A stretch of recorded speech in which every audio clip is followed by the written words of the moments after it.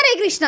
ఇవాళ మళ్ళీ శుక్రవారమా మేము సంతకెళ్ళాం. సంతకెళ్తే అక్కడ మాత్రం నాకు తెలిసిన అంకుల్ బ్యాంగిల్ స్టోర్ పెట్టారనమాట. ఏ బ్యాంగిల్స్ కొన్నా 100 రూపీస్ అన్నారు.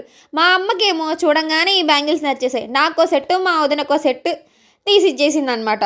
నెక్స్ట్ ప్రాబ్లం ఏంటో తెలుసా, ఇప్పుడు నాకు నచ్చాయి అన్నాను అనుకో, అవి టక్కుమని కొనిదు. కానీ ఆమెకు నచ్చింది అనుకో, అది ఎంతదైనా ఏదైనా కొనిచ్చేస్తుంది. నాకు కూడా ఇవి నచ్చాయి, కానీ ఫస్ట్ నేను చెప్పకూడదు అలాగా. ఇదే స్ట్రాటజీ అనమాట. ఇది మాత్రం నాకు నచ్చే తీసుకున్నానండి. చాలా రోజుల తర్వాత తీసాను. మా సైడ్ అయితే వీటిని కొండ్రెగ్గాయలు అంటారు. మీ సైడ్ ఏమంటారు? చాలామంది పెద్ద రేగ్గాయలు అలా కూడా అంటారు. వీటికన్నా చిట్టి రేగ్గాయలు ఉంటాయండి, సూపర్ ఉంటాయి.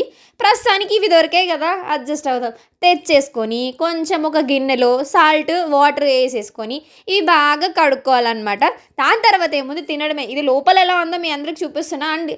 ఇత్తనం కూడా లైక్ ఖర్జూరంలో ఈత పళ్ళలో ఉంటుంది కదా, అలానే ఉంటుంది. డిఫరెన్స్ ఏం లేదు. అబ్బా ఇవన్నీ తినేయాలి ఇప్పుడు.